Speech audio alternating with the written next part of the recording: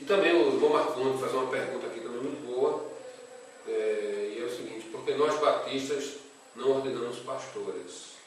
Estaremos contrariando o que diz a Bíblia? Então, são duas perguntas, né? Então, nós batistas não ordenamos pastores.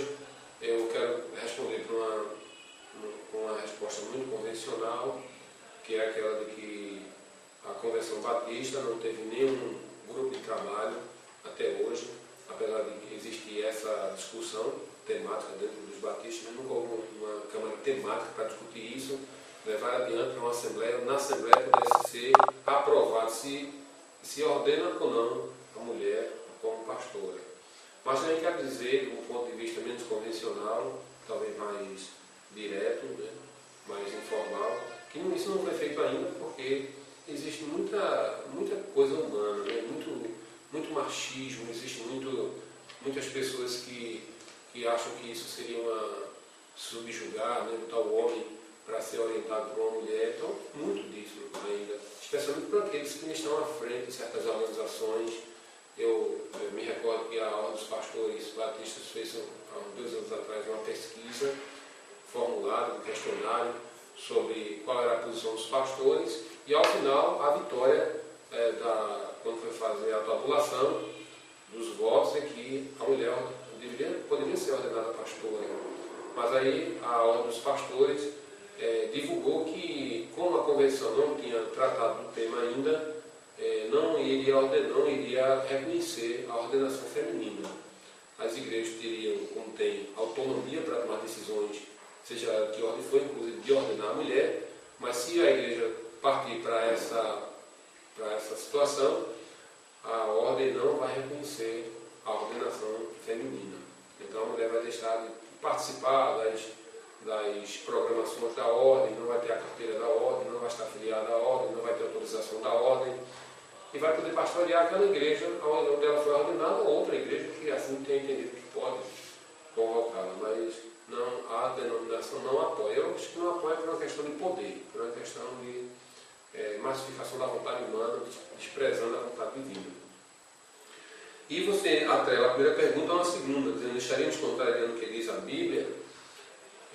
Eu acho que sua pergunta é: estaríamos contrariando por não ordenar ou contrariando por ordenar? E fiquei na dúvida, mas tentando responder, se for contrariando por não ordenar, eu diria que não é contrariando a Bíblia, mas o espírito do ensino cristão, ou seja, a essência do ensino cristão estaria sendo contrariado por não ordenar.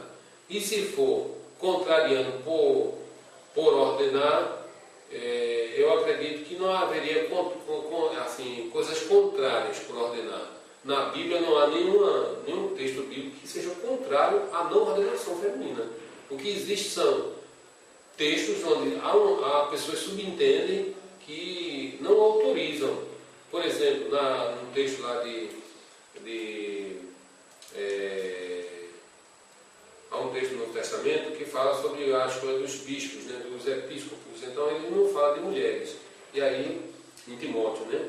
E então eles acreditam, uma ala acha, um grupo acha que ali desautoriza. Outros acham pelo fato de que Jesus não teve apóstola, né? Não teve no seu ministério. Não há um registro disso. Enfim, há outras pessoas que invocam diversos textos para dizer que desautorizam. Mas eu quero dizer que, com relação a isso, primeiro eu quero citar aquele texto lá onde Filipe e Natanael tem um diálogo no livro de Lucas, onde ele diz que Filipe diz que encontrou o mestre vindo da Galileia, e Natanael repudia logo de cara essa possibilidade, porque ele diz que da Galileia nunca saiu nenhum profeta. Então ele tem uma visão reducionista. Então, a partir do momento que ele diz que não poderia Jesus ser profeta, porque ele era galileu. Então, isso mostra que ele estava totalmente equivocado. E o próprio Jesus se apresenta para ele, e depois disse: Seu Deus, meu Deus, só porque eu disse quem era você e tudo, que ele vive debaixo da figueira. Mas mais feliz é aqueles, Natanael, que não viram e creram. Então, a gente precisa entender que não é porque na Bíblia não está dizendo alguma coisa que aquilo está desautorizado de ser. Não.